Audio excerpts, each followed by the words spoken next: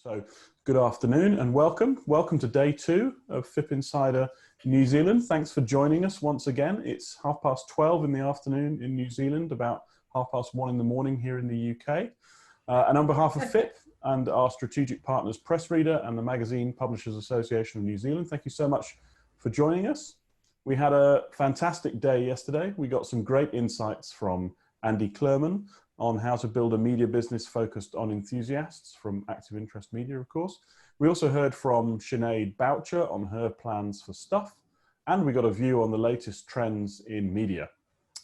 And today we're going to start with a couple of sessions focused specifically on the New Zealand market. Later on this afternoon, we'll be hearing from a panel of experts from Nielsen, Kantar and IRI on what they can expect the New Zealand economy to look like for the rest of this year.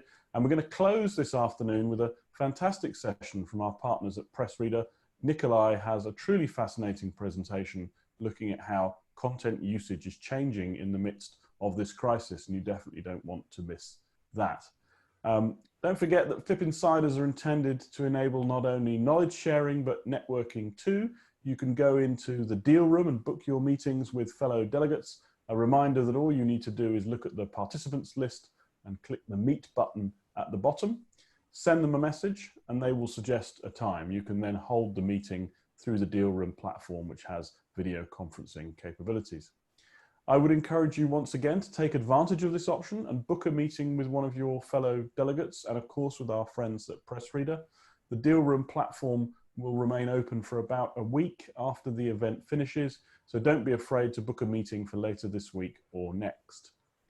Today's sessions are all interactive and we are keen to hear from as many of you as possible, so please don't be afraid to ask questions. We'll answer them as best we can. If you look at the bottom of your screen, you'll see both the Q&A and chat buttons, and you can use these throughout the event. Please do submit your questions and also upvote questions from others that you would like to see answered, and keep an eye on the chat box for useful links and information from the FIPP team.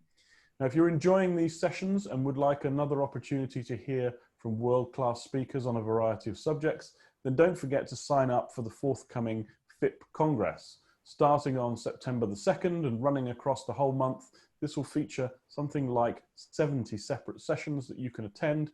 Links to the agenda and links to sign up for the event are appearing in the chat. Please also do feel free to contact the FIPP or MPA teams throughout the event if you have any questions or comments. I am at james@fipp.com and Sally Duggan can be reached at sally@mpa.org.nz. So before I introduce our guest, let me first of all introduce Sally Duggan, Executive Director of MPA New Zealand, who's going to be my co-host for today. Hello, Sally. Hello. And our first guest today is Dr. Gavin Ellis. He's a media consultant, commentator, and researcher. He holds a doctorate in political studies. He's a former editor-in-chief of the New Zealand Herald and the author of the books Trust, Ownership and the Future of News, Media Moguls and White Knights, and Complacent Nation. His consultancy clients include media organisations and government ministry, and his Tuesday commentary on media matters appears weekly on his site, www.knightlyviews.com, and that's knight as in a knight in shining armour. Sally is going to kick us off today, so I'll hand over to her. Let me start by saying welcome, Gavin, but over to you, Sally. Thank you, James. Good morning, James. Good afternoon, Sally. So, Gavin, it's been a fairly tumultuous couple of months for the New Zealand media, to say the least. It's kind of difficult to know where to start the questioning today. But of all the recent developments, what do you think is the most significant?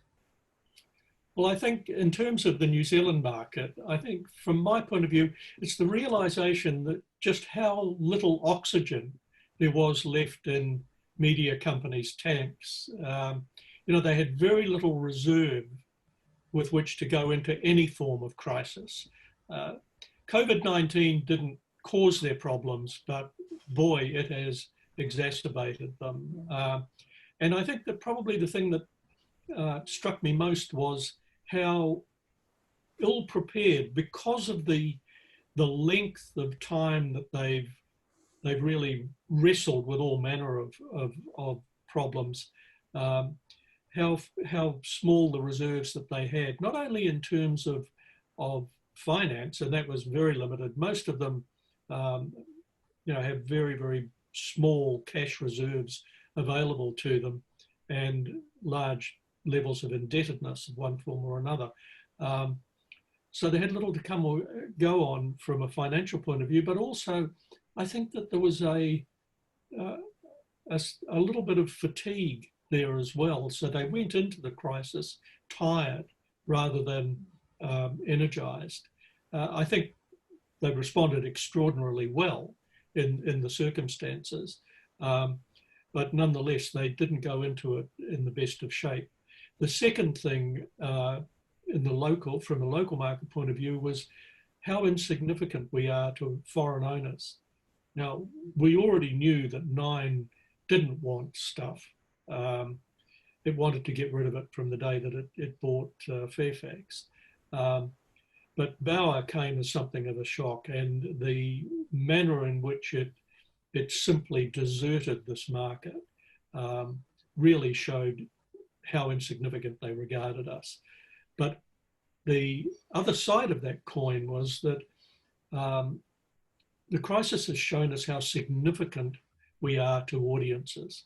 The New Zealand audience is no different to those overseas, and you heard yesterday from Sinead about the increase in their digital usage and also rises in subscription. Now, the rises in subscription probably were to compensate for not going to the supermarket or the dairy to get your morning paper, but nonetheless, it showed that people needed journalism, good journalism, trustworthy journalism in that period. Globally, I think that's also the case. To me, the biggest impact here of the global situation is how important people regard professional journalism as. That really has come through. The other side of that coin, of course, the inherent dangers of social media, both in terms of disinformation, the deliberate telling of lies, misinformation, just getting it wrong, and also not as a direct result of COVID-19, but in the same period, of course, the rise of hate speech in relation to Black Lives Matter. So I think that we did see that, and latterly, of course, we've seen the boycotting of Facebook over those hate speech issues, and I'd like to come back to that if we get a chance, because I think that there are some issues there that we should talk about. And finally, I think just how lucky we are, compared to the rest of the world. I mean, you can go outside when this is finished and go down and have a coffee and not worry about getting COVID-19, and I can do the same. There aren't too many countries in the world that can do that. And I think that because of that, we should be taking advantage of it. I mean, we as an industry should be taking advantage of it. We are sitting in a far better position to do things than many, many other countries of the world, principally the United States. They are headed for major, major trouble. And I suspect that we may well see second wave in the UK as well. So it sounds horrible, but one should never let a good crisis go to waste. Bauer didn't. I mean, Bauer shamelessly used it right at the very beginning.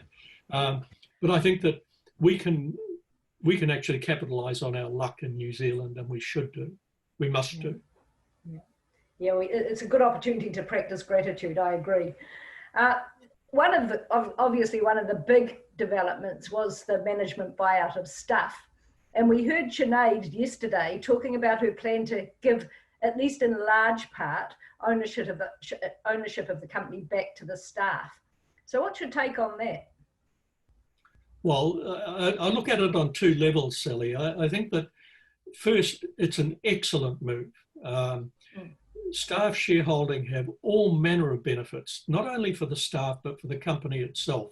A sense of equity in the company, and that that runs not just from a financial point of view, but right across the board in terms of productivity and so on. There are real benefits, and I really do applaud Sinead for planning to do that. On the other hand, and we still don't know, and I think she's still working through how it's going to work, but it won't help her unless there's a capital contribution from the staff. In other words, simply giving shares to the staff won't help the financial position, and they do need a capital injection. She can't start this company off as a New Zealand-owned company without a capital base, and either that will come from staff buying shares, and I'm not sure how much money journalists and sales staff and backroom people have, probably not a lot. Yeah. Well, one suggestion was, I think that maybe she could structure it so that they paid for it as a cut out of their salary. I think that she needs some money up front. She's got to have a capital base. Now, that may mean that she also needs other investors as well as the staff. In other words, it's not a staff-owned company as such. It's a company with staff shareholding, and I suspect that's how it will end up. The question then becomes, well, who would these investors be? I think that there are some people with deep pockets who could look on this as an altruistic or angel investor, and I certainly hope that's the way it is. What we don't want to see is a Trojan horse, somebody coming in apparently looking like a white knight. Can't say that anymore, but you know what I mean. And then turning around and taking the company out from within. That needs to be avoided. But nonetheless, staff shareholding is a great idea. There's a certain irony in it, of course, in that Bauer, German-owned, you know, headquartered in Hamburg, German companies have a long history of staff ownership in them. I don't think Bauer is one of those, but the companies in which there is a staff shareholding have longevity and have good productivity. So it's a good move. Sinead also spoke about the need to grow the business. What areas do you think she should be looking at to do that? Well, I think first of all, she's got to monetize the digital platforms. She has the largest news platform in the country, one of the 3 largest platforms overall in the country. But we all know that digital advertising, once you take Facebook and Google out of it, is rats and mice. So she's got to find other ways of monetizing it. Donations that she talked about yesterday are a start, but that can't be the end game. You can't rely on donations because there is no guaranteed cash flow in that. So she's going to have to look at some form of payment. And I'm in favour of paid content. I think that's the only way to go. I think she's also got to differentiate between digital and print more. And this goes not just for stuff. I think as an industry, there has to be a greater differentiation between digital and print platforms because they're actually appealing to different demographics. And I think it's time that that was more recognised. Now, the way it is at the moment, to economise, you get content in one form replicated in the other medium. Now, I think that maybe they've got to look at treating their newspapers in particular, less so their magazines, given the types of magazines that they own. This is stuff, of course. But I think that they need to start recognising the age makeup of newspaper readers more than they do now. You know, it's foolish trying to attract 20-year-olds to a newspaper. Just won't happen. And to a degree, the same goes for magazines. But of course, magazines have niche markets that they appeal directly to. So it's the broader broader reach magazines, I think, need to look at their at differentiating. I think also from Stuff's point of view, she can make a lot more of events. They have an events company. New Zealanders won't be travelling far, and some of the events that they have are related to tourism, internal domestic tourism. She could capitalise on that, build it up. And finally, I think that she needs to consider selling off the regionals to local interests, her regional papers. They could be a drag on her that she doesn't need, but she can set up a cooperative system where they still stay part of the family, but they're owned and directed locally. I think that there's potential for her to do that, not to realise a lot of capital gain, but because I don't think she'd get much for them, but to take away some of the potential drags on revenue. So let's talk now about the Bauer closure. And there clearly, with the Bauer closure, there clearly are quite a number of well-loved magazine titles that are at risk of disappearing altogether. What do you think will be the ultimate fate of titles like The Listener and North and South and Home and Next? Well, I think that the sales process has been very badly mishandled so far. I know of a number of potential buyers and good potential buyers who've walked away because Bauer's agents and now Mercury Capital's agents are just making it too hard. For example, it appears that they want to retain the subscription revenue that is sitting in those titles. Well, you can't do that because you'd be sentencing the new owner to producing 6 months or more of magazines and getting no subscription revenue for them. That simply won't happen, and that's why people are walking away. They need to rethink their sales process. Now, they've still got time to fix it, but time is running out for them because we've heard 2 weeks' time for the announcement of sales so many times now that it's running into months. And I believe that most of the titles, not all of them, there are a few that are a little shaky, but most of the titles have inherent value and they are definitely salvageable. Personally, I think they'd be better off with separate owners because I think that way you can focus on the title itself. And if you look at other magazines like Mind Food and New Zealand Geographic, a very strong focus on the work that they're doing, and I think that's all to the good. I had heard that they were perhaps planning to publish the New Zealand Woman's Weekly out of Sydney. It will kill it. It will kill it stone dead. It cannot be run out of Sydney. Sell it. Sell it and keep one of our icons alive. But, and my wife, of course, Jenny Lynch, is a former editor of the Woman's Weekly. She was saying to me yesterday, maybe it's time for the Woman's Weekly not to be a weekly fix, but to be a monthly treat. In other words, do an Australian Woman's Weekly, up the production values on it, make it a longer, the sort of more reflective sort of magazine that the Australian Woman's Weekly is. Now maybe the time has come for that, and leave the weekly market to Women's Day and New Idea. So a lot that can happen and a lot that should happen.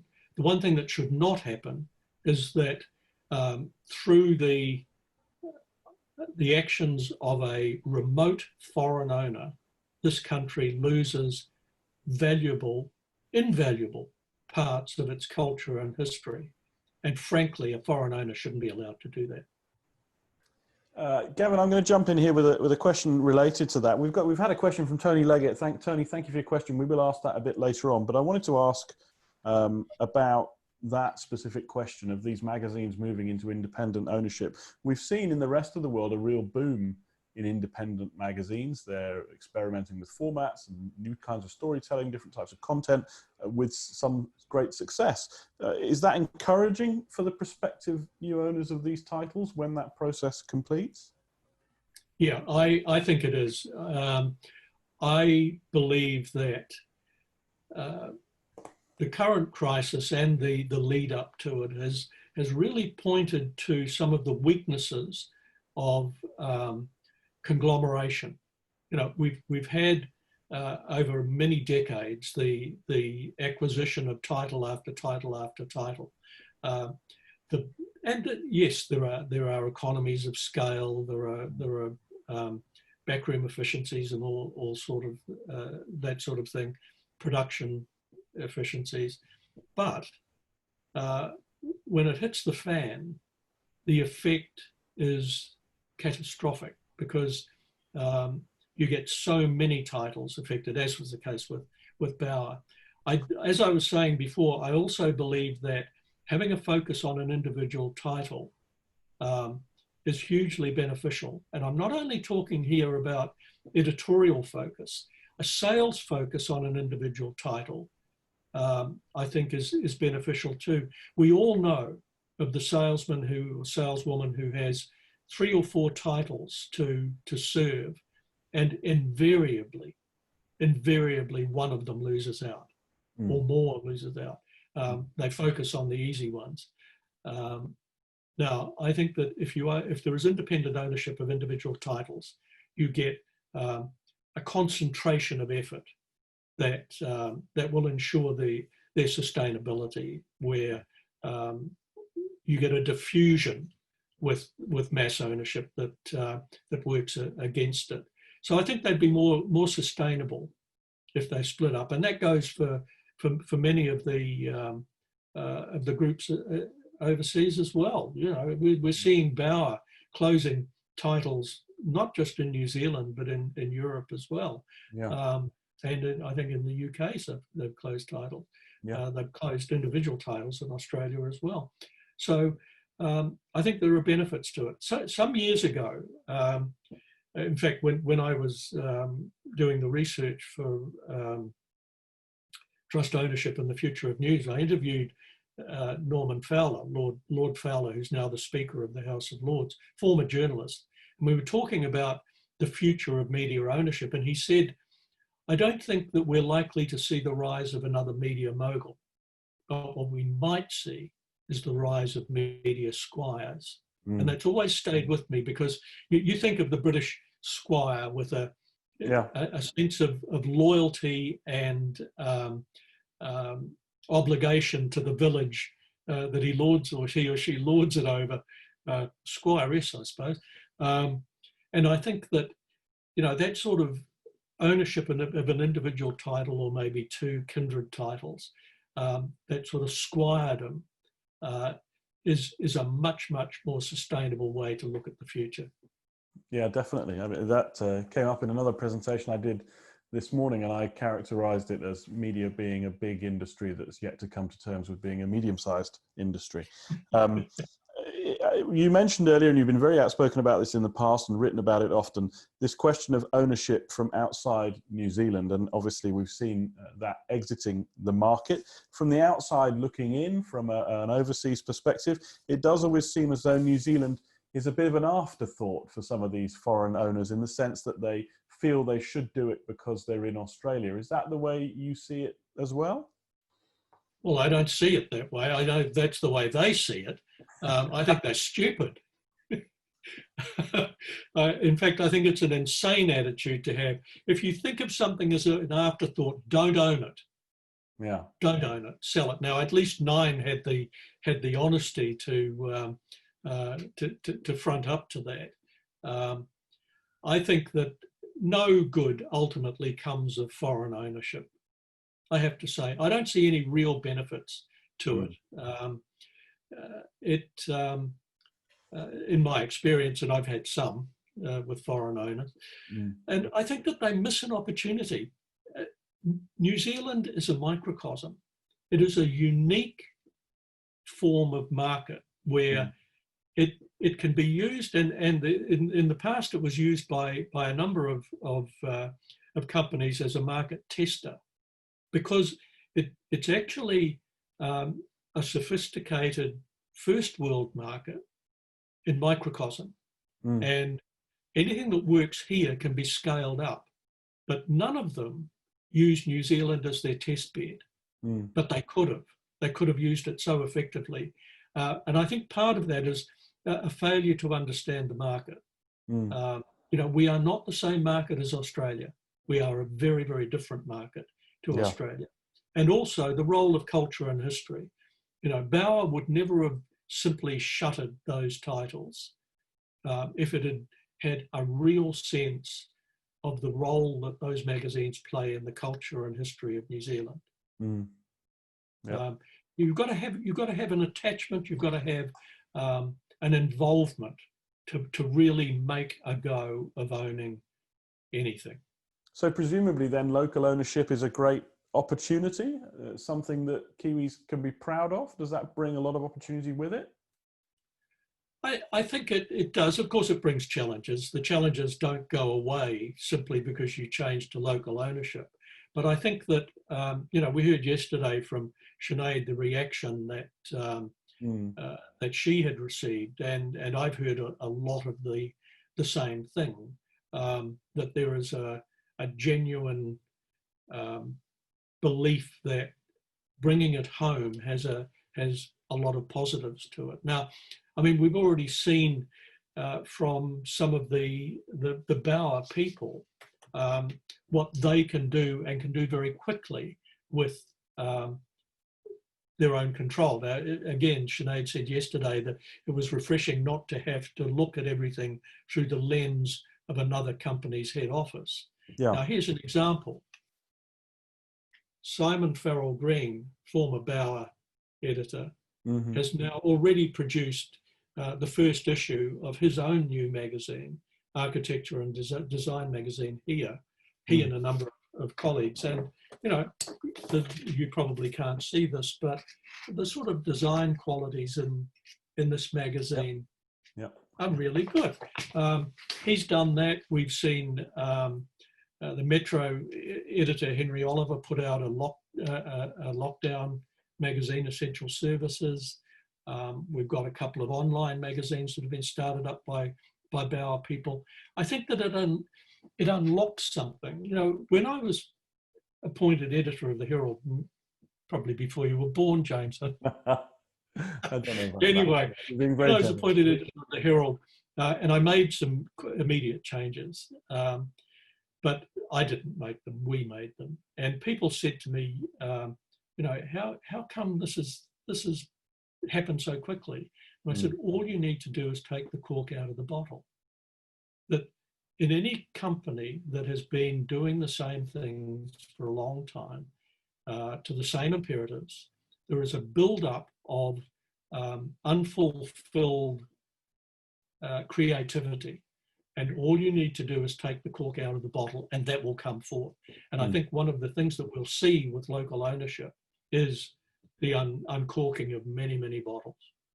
This is a good point to ask Tony Leggett's question. Thank you for this, Tony. He's asking, if you were a magazine owner, if you were one of these new owners of these titles, what would be your 3 key priorities over the next 3 years? The first thing would be this. I mean, charging for content would be one, because one cannot look at a magazine only as a print publication. You've got to look at its digital iterations as well. And I chose that word carefully. I'll come back to that in 1 second.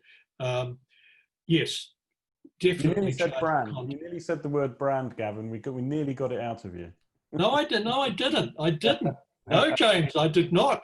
I said iteration, and the reason that I said iteration, I'll come on to the second point. The second point was that I think that I would make a clear distinction between what I do in print and what I do online. And I would use my online presence to be much, much more innovative than many are now. There is a unique experience in reading a magazine that I get from reading the print magazine that is not replicated in a digital environment. And I want to find ways of giving people that unique experience. It may not be the same unique experience, but giving them a unique experience that is not simply another website. Yeah.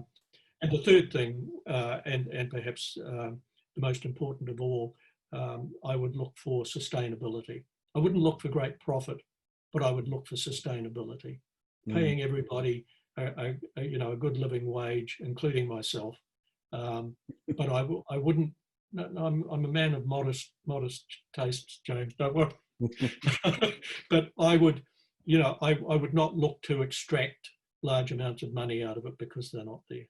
I think those days have gone as well. I think the days where media businesses were a source of great, potential profit. I was really fascinated to hear Sinead yesterday talking about trust as being the key metric that she's going to measure the success of the business by, and that maybe is a kind of corollary to what you were talking about there. You mentioned digital and the importance of having that as part of the media mix. Have you noticed a sudden shift to digital in the middle of this crisis? Is this an area where media in New Zealand was perhaps lacking in the past and they've stepped up to the plate in the current environment?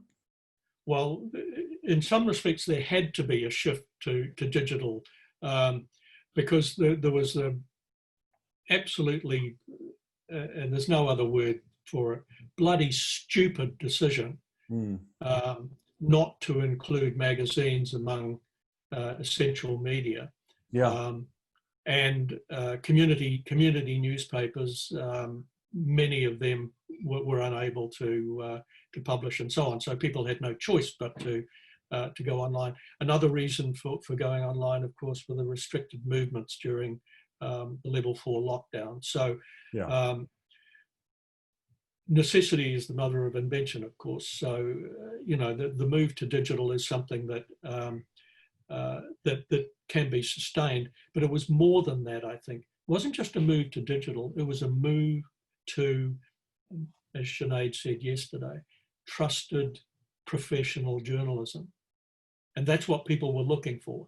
They went online looking for information that they could trust about something that was not just useful to them, but on which their survival might depend. So, that shift was very useful, not only in terms of showing that there is access to information, but showing the quality of information that can be produced by professional journalists. And in this country, I think all of our journalists did an exceptionally good job during the days of the level 4 lockdown. That it showed people what they can expect of the media, a real plus. Is that something that we might see under local ownership, a resurgence of journalism as an art form? I mean, I guess there was a danger when you've got foreign owners that they're going to bring content from overseas into the market, but now with local ownership, you have to create it yourselves. Is that an opportunity for journalism to shine again? We've always had imported content, James. I mean, when I was editor of the Herald, I used a lot of syndication services for overseas content, but that didn't mean that it was at the expense of local content. It was informing people of what's happening elsewhere. Yeah. But I think that more importantly, I think that the combination of local ownership and this realization of the importance of trustworthy quality journalism, and it's not just newspapers, it goes right across the board through our magazine market as well. That's something that they know they can capitalize on. And local ownership tends to have more of a focus on that reader experience. We've seen there's a small settlement in the bottom part of the North Island where the Wairarapa Times Age was sold back to a local interest and has hired journalists since its sale. So, if that's the model, and I hope it is, then yes, there will be an increased emphasis on what they're doing. That's a very encouraging sign. Yeah. Let's look at the broad kind of international scene in media. There's obviously a whole ton of trends. We talked about some of them yesterday that are going on in the media space globally. Which ones do you think are most relevant for the businesses in New Zealand to be paying attention to? These are not necessarily in order of importance, but I do think that they should look to what has happened overseas in terms of what's succeeded and what's failed, and find those niches and concentrate on them. And I think that it also points to the need for this online innovation. Now, I talked about what I would do if I owned one of those magazines, and because we're talking today principally to people in that part of the industry, I really do appeal to them to think much more carefully about what they do online, because they have so many opportunities. The sort of content that they have and the quality of the content that they have is exceptional and can be communicated in so many different innovative ways. One of the mistakes that's being made is to think that you only need to design once online. And if you look at the number of websites that are actually multiples of mobile designs, they're actually just a cheap way of upscaling your mobile design. It shouldn't happen like that. Yeah. Each digital medium should be looked at in its own right. But the other aspect that I think really needs to be capitalized on is what's happened, and again, it's not COVID related so much, but the response to hate speech on Facebook by advertisers. Now, seeing this growing boycott of Facebook by some of the real heavy hitters in international marketing, Coca-Cola, for example, stopping their advertising. Now, this is an opportunity for, call them traditional media, to push their advertising. This is the sort of advertising that we have in magazines and on radio and television and newspapers is contaminant free. It doesn't have the contamination of social media and uncontrollable and uncontrolled forms of speech.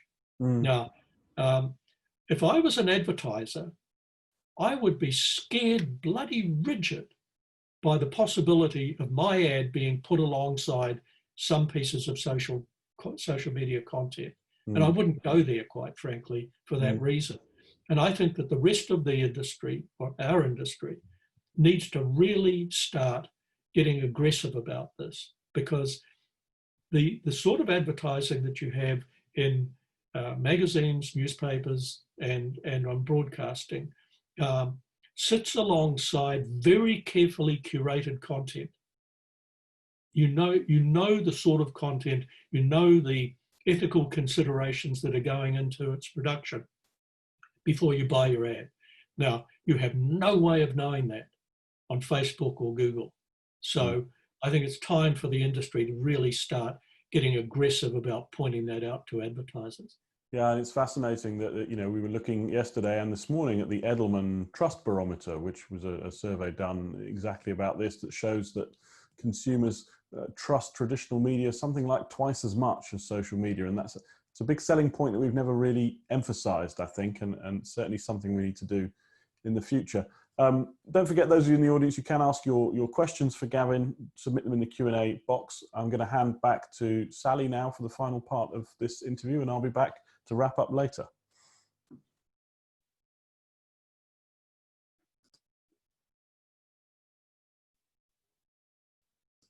You're on mute, Sally. She is. I cannot hear. Sorry about that. I'm interested in how to make the reader pay, which we've identified as a fairly crucial part of the media model going forward. Do you think it's really feasible for A, news media, and B, lifestyle media in New Zealand to charge consumers for content? Do you think they'll have that on? Well, they have to, because it's fatal if they don't. Look, if I made an ice cream and you took it off me and didn't give me any money, how long am I going to be making ice creams for?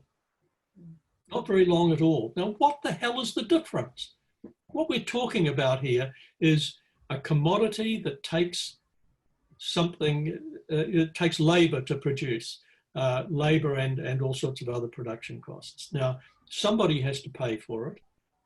And if it's not an advertiser, then it's a consumer. So they better get real about that, otherwise it simply won't be there. But I think there are ways of being really innovative about how you get people to pay. It may be, you know, let's not talk about paywalls, for example. That's such it's a pejorative term. It's so negative. You know, we talk about subscriptions. Okay, that's better. What about things like club membership, where you not only get the magazine, but there are all sorts of add-ons. You know, you look at the way that loyalty cards have developed and the way that they aggregate benefits. Now, why couldn't you start up you don't call it a subscription, you call it a club membership, and your club membership gives you a subscription to the magazine plus discounts on goods, competitions, freebies, events, you name it. But you don't sell it just on the masthead. You sell it on the aggregated benefits of club membership or partnerships. You know, going into bed with other commercial enterprises that also seek upfront payment. Yeah. You know, why not do the same? Yeah, club's an interesting term actually, because I know a lot of editors think of their readers as part of their club.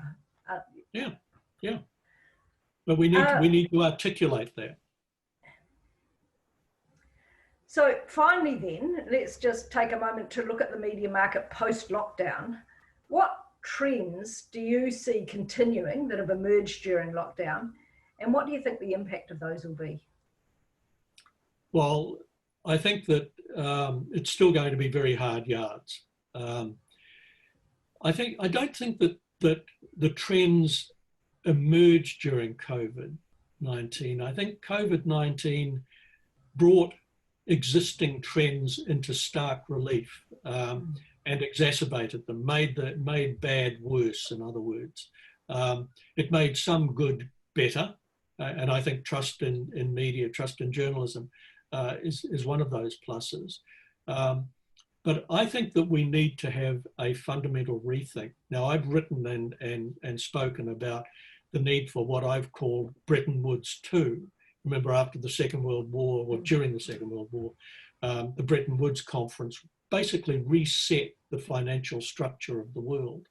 Well, I think in New Zealand, we need to reset our media landscape. And that means looking at the whole way it's set up, the forms of ownership, forms of oversight, the tax structures. You know, if it's a public good, then why not recognize that in tax terms?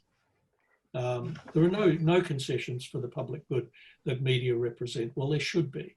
There are all manner of aspects of media that need to be re-examined and reset and put on a new footing. And I think that we need to have a very, very broad church conversation about exactly how we're going to do that.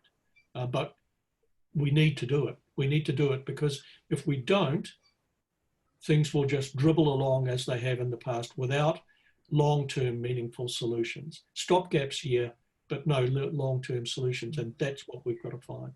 And they're there. They're there. I'm sure they're there. Do you see any inklings of that Bretton Woods discussion happening? Yeah, I'm getting a lot of very, very positive feedback. And I've actually written to Chris Farfoy, the Minister of Communications, suggesting that in the new term of government, I don't think it is time now, but in the new term of government, assuming Labor went back, that they should look at facilitating that conference as a matter of urgency.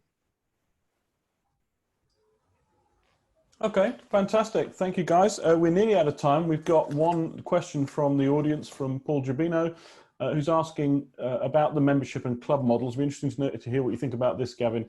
He's saying that for special interest or B2B publications, it's quite easy to visualize what a club looks like. What about for a local or regional newspaper? What does a membership model look like for them? What's your take on that? Well, again, I think that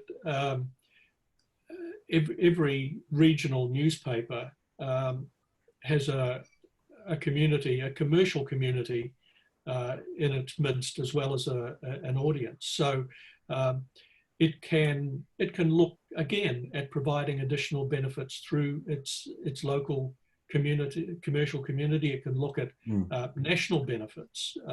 It can look at tie-ups with other.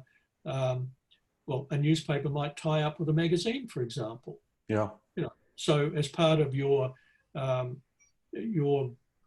membership fee or membership subscription, you also get magazine A or magazine B. So there are many ways of cutting it. And what I would suggest the industry does is that it looks at the way loyalty cards have